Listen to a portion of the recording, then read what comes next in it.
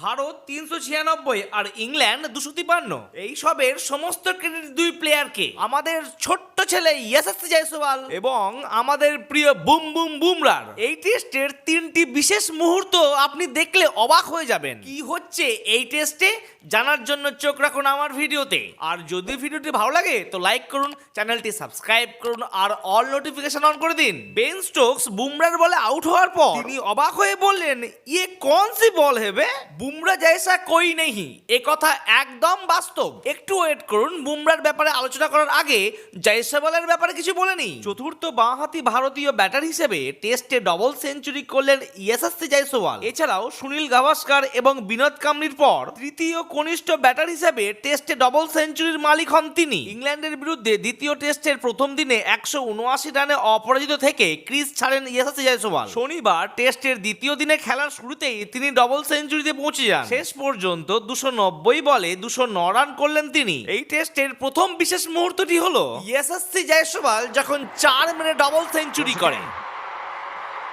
Double 100 for Yashasvi Jaiswal, his first in Test match cricket.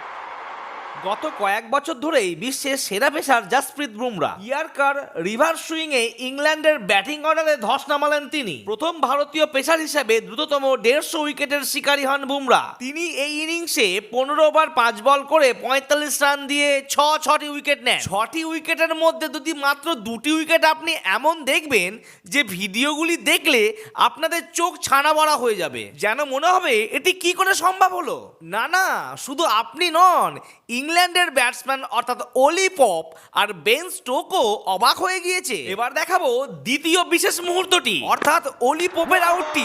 দেখুন। Bowler. Do you ever know what's coming next with Jasprit Bumrah?